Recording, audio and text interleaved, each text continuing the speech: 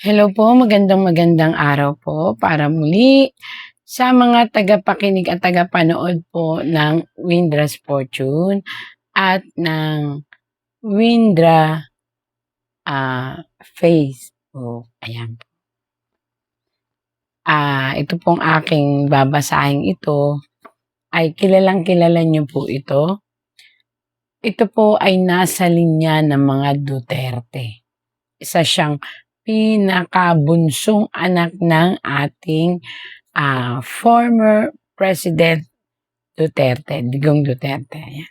Siya po ay si Veronica Ketty Avencina Duterte. Si Ketty, yan. Doon pa lang po sa pangalan niya, syempre alam naman natin na mga Duterte ay talagang may dugong pampolitiko. Pero dito sa pangalan nitong batang ito, lumalabas ang pagiging more on showbiz siya. May talent, may boses, at the same time, gusto rin ng masa. Kaya lang dahil nga sa edad niya, at yung pangalan niya na Ketty, na double T, talagang makikita mo sa kanya ang, syempre, kailangan pa talaga ng guide. Kasi she is only 21 years old. Pero matapang siya eh.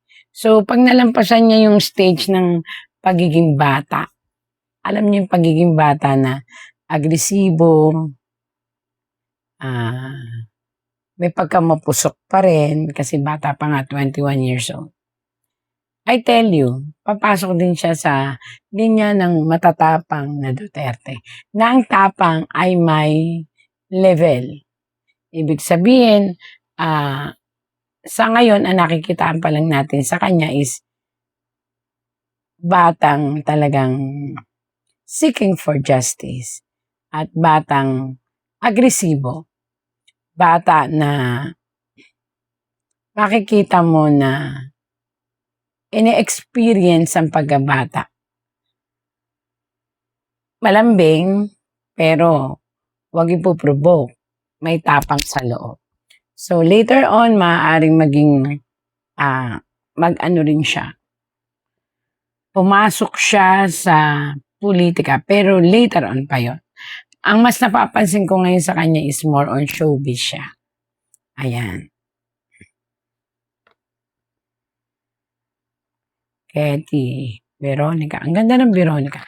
Ang mga Veronica, responsible people. Pero, may, sa ngayon kasi, sa edad niya, hindi pa makikita ang pagiging totally na nasa blood ng Duterte. Kasi sa ngayon, ini-experience pa rin niya ang pagiging bata. Although, responsible siya sa pag-aalaga sa tatay niya. Ayan. Ayan. Ano nakikita kay Ketty Duterte? Sabihin mo sa akin. Yan, Hari Shuffle po tayo.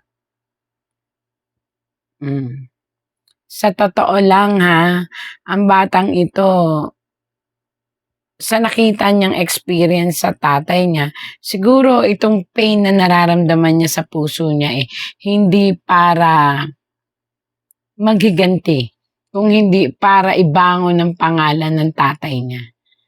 Parang pareha sila ng kanyang ate. Sila is more on, akala lang natin ay tapang-tapang, pero more on pagbangon ng kanilang ama ang importante. Yan. Kaya yan nakita. Isang matandang lalaki na dating namumuno. Paano nasabing namumuno? Ayun siya. Ayan. Tapos hawak niya ang maliit na bansa. Ang nais nilang muling ibangon. Hindi lang sa kalagayan niya, kung hindi ang buong pangalan talaga ng Duterte. Ayan.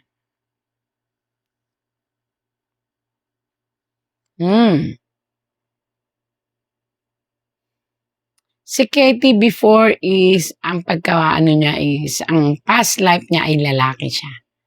So, maaaring makikita natin sa kanya yung happy-go-lucky or yung, sa ngayon pa lang, parang may tapang na parang sampana na mabilis ang lahat para sa kanya, pati desisyon. But unfortunately, later on, may involve na rin siya sa politics. Ayan. Later on, may involved din siya sa politics. And, maaaring kagaya ni Sara Duterte, ibang porte naman ang kasisikatan niya. Maaaring sa pagkanta, o pag-aartista. Diyan siya nakalinya. More on music and acting. And diyan siya nakalinya. Pero mamahalin din siya ng masang Pilipino. Malayo ang tingin ng ating bunsoy. Ibig sabihin nito, she is planning to change her style, her life, her inmost. Maybe she wanted the best para sa pamilya. Hindi pa lang niya maipakita. Awang-awa siya sa ate niya. Hindi rin niya maipakita.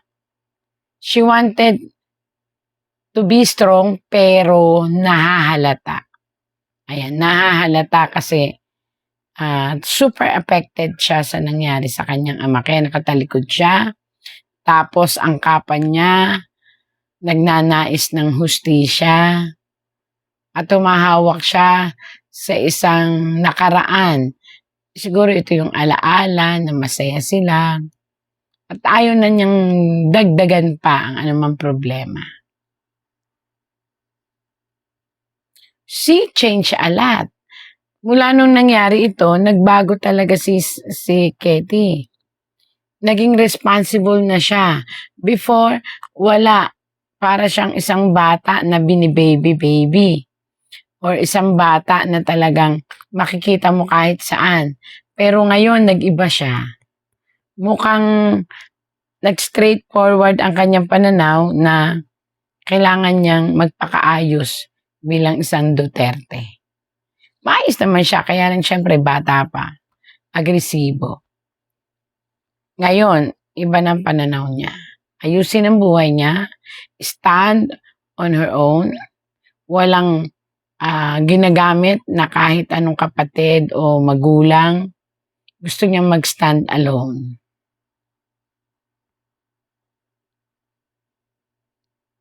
And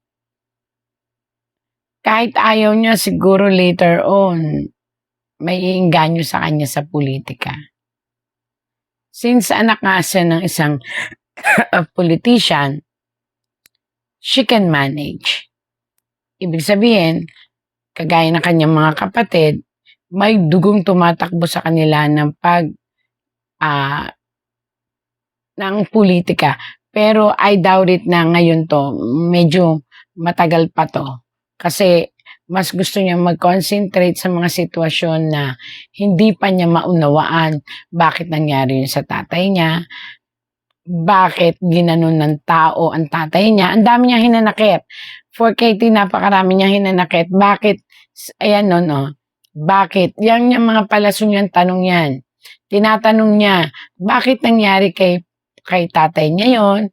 Bakit ginawa lang ng tatay niya ang magtumulong sa bayan, ayusin at bigyan ng katahimikan ng Pilipinas, pero bakit people doing it to Tatay Digong? So, ang dami niyang tanong. Masakit kasi parang, alam mo yun sa isang bata na nakita niya na pinagtatanggol ng kanyang father ang bayan, pero nagawa pa raw ng mga taong i-betrayed siya. So, yun ang kanyang malaking question mark sa utak niya. At inuunti-unti niyang makinig sa mga salita ng kanyang maaring pamilya to, maaring ng mother niya, maaring ng ate Sara na ipinaliliwanag ang mga bagay-bagay sa kanya. At kung ano talaga ang dapat niyang gawing goal at role sa buhay.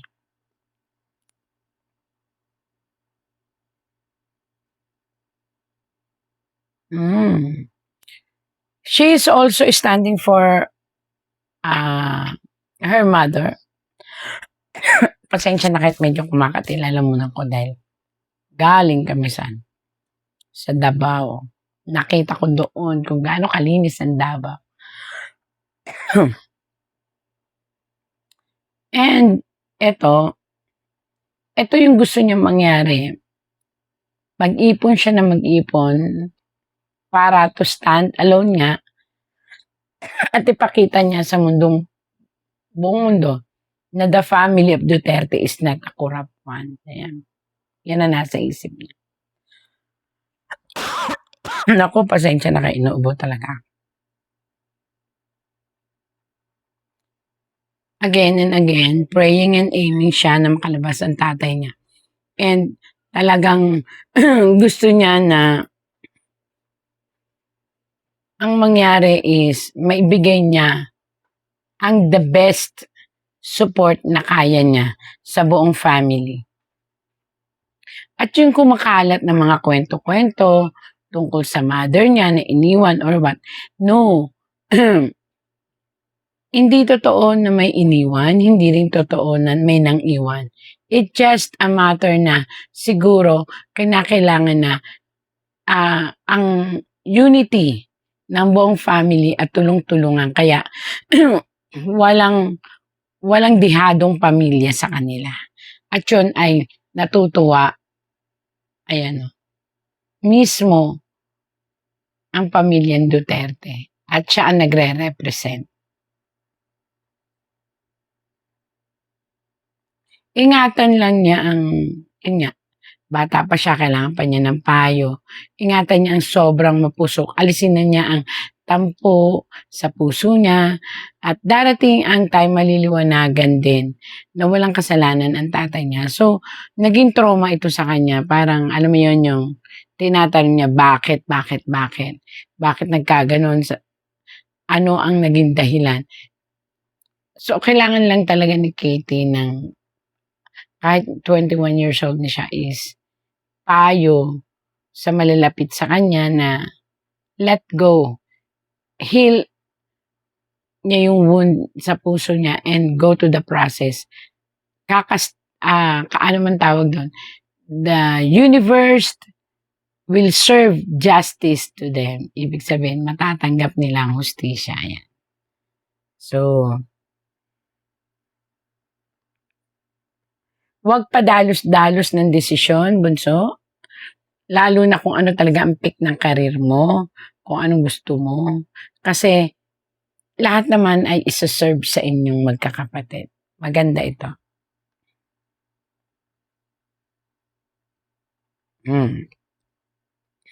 Marami ang pumupula sa'yo, syempre, because you're anak of Duterte.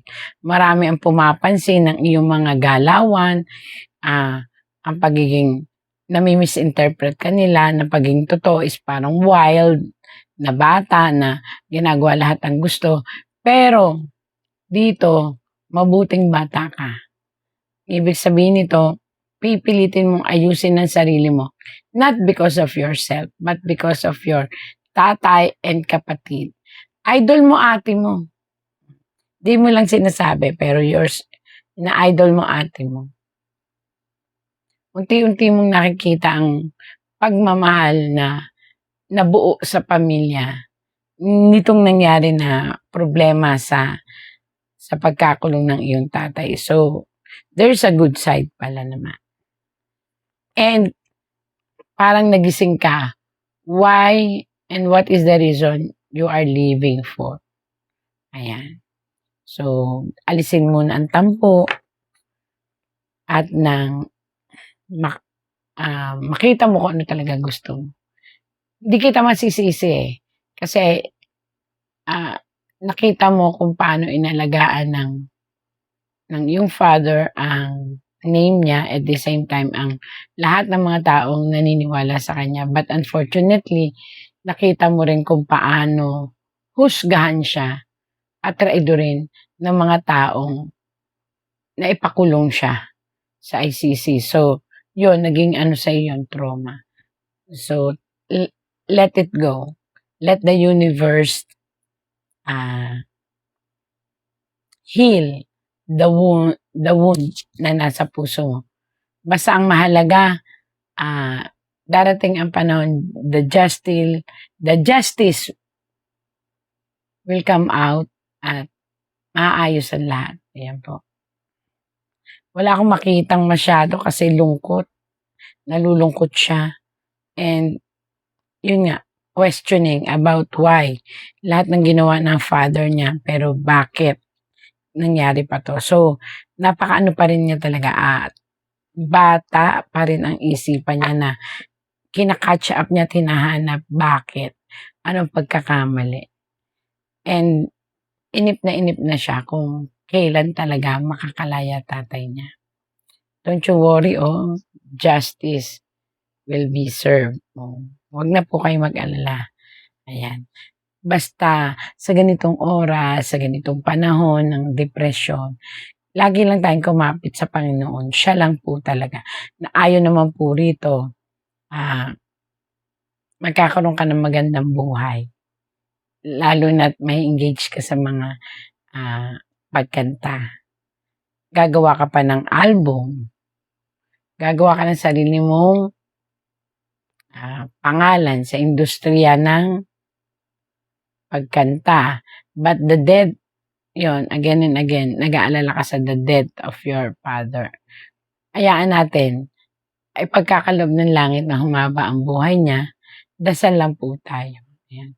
Pero yun ang greatest fear mo, yung pagkawala ni father mo. That is your greatest fear. At lahat naman, kahit mga ordinaryong tao nga, hindi nang, ang gusto nila is makalaya. So, pray lang po tayo, Ma'am Ketty. And again, sa anumang gawain, anumang sitwasyon, lagi po nating tatandaan, there is always hope. And there is always God watching us. And for every details, God will send miracle every day. Bye-bye po.